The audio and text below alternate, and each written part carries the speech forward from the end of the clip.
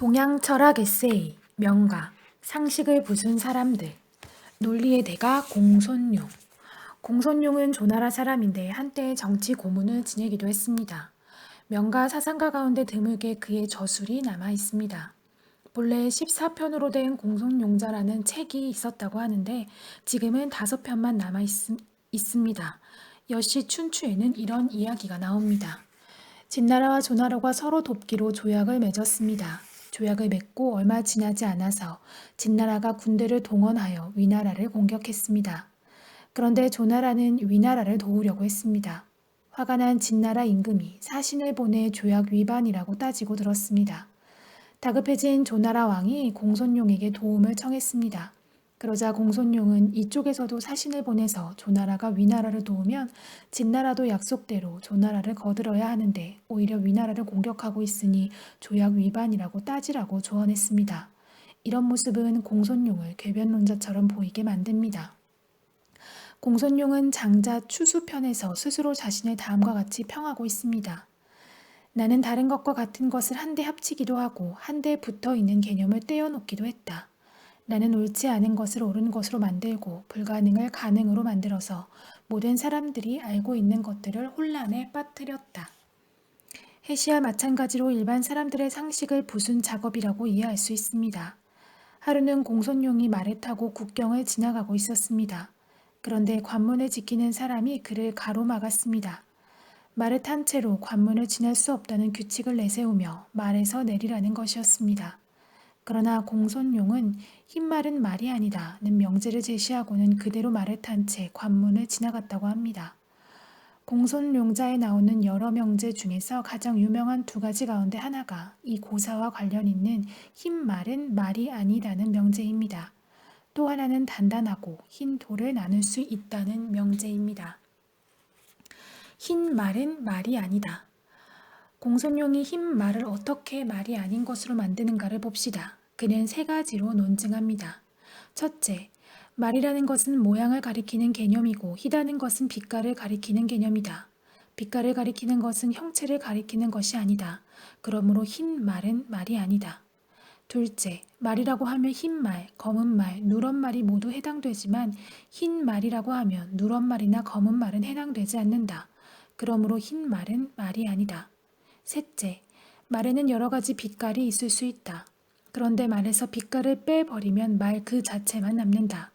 흰 말은 바로 그러한 말에다가 흰색을 더한 것이다. 이처럼 말에다 흰색을 더한 것이 흰 말이기 때문에 흰 말은 말이 아니다. 사실 흰 말과 말의 관계를 정확하게 나타내려면 흰 말은 말의 일종이다라고 해야 합니다. 또 공손용의 말대로라면 흰 말은 말이 아닌 소나 개가 될 수도 있습니다. 그러나 공손용의 본래 뜻은 우리가 일상에서 아무렇지도 않게 사용하는 개념들을 바로 잡으려는 것이었습니다. 또 공손용은 단단하고 흰 돌을 나눌 수 있다고 보았습니다. 이 명제에 대해서는 2가지로 논증합니다. 첫째, 흰 돌과 단단한 돌은 2가지이다. 왜냐하면 희다는 것은 보고 아는 것이고 단단하다는 것은 만져보고 아는 것이다. 따라서 보기만 해서는 단단한지를 알 수 없고 만지기만 해서는 희다는 것을 알 수 없다. 그러므로 흰 돌과 단단한 돌이라는 2 개념으로 나누어진다. 둘째, 희다는 것과 단단하다는 것은 구체적으로 어떤 대상에만 한정된 것이 아닌 보편 개념이다. 따라서 이 2 개념은 돌과는 별개로 존재할 수 있다. 사실 물체 가운데는 희지만 단단하지 않은 것도 있고 단단하지만 희지 않은 것도 있다. 따라서 희다는 것과 단단하다는 것은 서로 다른 것임이 분명하다. 이 명제의 문제는 분리해서 생각한다는 점 자체에 있습니다. 사실 우리가 단단하고 흰 돌을 인식할 때 먼저 시각을 통해 희다는 것을 알았고 나중에 촉각을 통해 단단하다는 것을 알았다고 해봅시다. 그러나 2가지로 나누어 알게 되었다 하더라도 결국은 2가지를 통일적으로 이해하게 됩니다. 그리고 실제 단단하고 흰 돌은 우리의 감각 이전의 한 덩어리로 존재하고 있는 것입니다. 공손용의 이러한 논리는 중국 고대의 여러 명제 가운데 대표적인 것에 속합니다. 공손용은 당시의 사회 혼란이 개념 규정의 혼란에서 왔다고 생각했습니다. 그래서 여러 가지 문제가 있기는 하지만 이러한 논리적 설명을 통해 구체적인 사물의 개념을 명확히 규정해 보려고 했던 것입니다. 상식을 부정하는 참 의미. 사마천의 아버지 사마담은 춘추 전국 시대의 대표적인 사상가들을 6학파로 나누어 그 각각의 특징을 설명한 글에서 명가에 대해 이렇게 평했습니다. 복잡하게 얽힌 정교한 문구의 아주 미세한 부분까지 엄밀하게 밝혀서 남들이 자기 뜻을 반박할 수 없도록 만들었다. 그러나 개념을 명확히 밝히려다가 상식에서 벗어나게 되었다. 명가와 상당히 비슷해 보이는 장자도 입으로는 남을 이길 수 있었지만 마음으로 탐복하게 만들지는 못했다고 비판했습니다. 순자는 한 걸음 더 나아가 이상한 주장을 다루기 좋아하는 기묘한 말장난에 지나지 않았다고 혹평했습니다. 과연 명가의 논리는 아무런 의미도 없는 것일까요? 그렇지 않습니다. 사마담이 상식을 벗어났다고 한 것처럼 명가의 실제 목표는 상식으로부터의 탈출에 있었습니다. 그들은 남들이 다 동쪽이 옳다고 할 때 서쪽을 말했으며 북쪽을 옳다고 할 때 남쪽을 말한 사람들입니다. 그들은 파괴를 통해 새로운 것을 세웠습니다. 그렇기 때문에 그들의 논리는 남들로 하여금 마음으로 따르게 할 필요도 없었고 반드시 참일 필요도 없었습니다. 철학의 생명은 비판에 있습니다. 비판은 비판받는 사람들을 반성하게 만드는 기능을 갖고 있습니다. 아무리 좋은 논리라 할지라도 비판을 받지 않으면 더 이상 발전하기 어렵습니다. 상식을 부순 명가의 논리들은 바로 이러한 비판 기능을 충실하게 수행한 셈입니다. 우리 사회를 생각해 봅시다. 우리는 몇십 년 동안 미국을 점령군이 아닌 해방군으로 여겨왔습니다. 그리고 우리를 여러 가지로 도운 진정한 우방으로만 생각해 왔습니다. 이러한 생각은 상식을 넘어 신화로 굳어지기까지 했습니다. 그러나 1980년대 들어와 광주민주화 운동에서의 미국의 역할이 문제가 되면서 미국을 상대로 한 몇 가지 큰 사건들이 있었고 반미를 이슈로 한 학생들의 격렬한 데모가 일어났습니다. 처음에 대다수 사람들은 철없는 학생들이 미국의 신경을 건드려서 오랜 우위에 금이 가지나 않을까 걱정했습니다. 그러나 지금은 시골 농부들까지도 미국을 친구로 여기지 않게 되었습니다. 그들은 오로지 자신들의 이익을 위해 움직여왔을 뿐 진정한 우리의 친구는 아니었습니다. 국제관계에서 우방이란 속빈 강정이기 쉽습니다. 미국이 베푼 많은 무상 원조는 우리를 자신들의 시장 경제에 넣기 위한 수단이었을 뿐입니다. 북한에 대한 우리의 태도도 구호의 변화만큼이나 많이 바뀌어 왔습니다.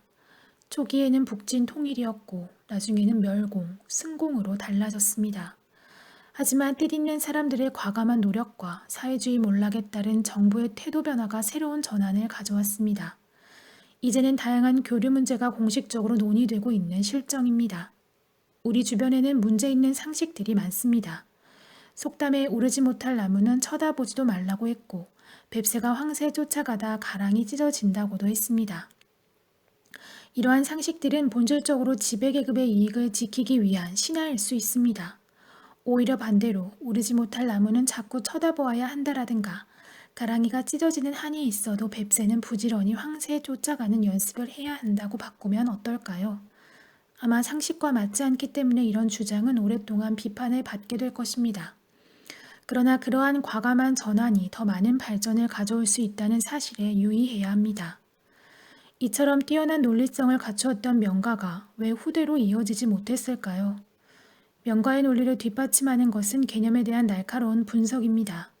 그러나 분석적인 방법은 동양적인 사유 체계에서 주류를 이루지 못했습니다. 예를 들어 의학의 경우를 보면 오랜 옛날부터 중국에도 해부한다는 생각이 있었습니다. 의성으로 불린 화타 같은 사람이 그 대표적인 실례입니다. 실제로 화타에게는 23번의 수술 기록이 남아 있습니다. 그러나 화타식의 방법은 뒤로 이어지지 않았습니다. 그 까닭은 그 같은 방법론이 발전할 수 있는 사상적 토양이 척박했기 때문입니다. 또 다른 이유는 정치 상황의 변화에서 찾을 수 있습니다.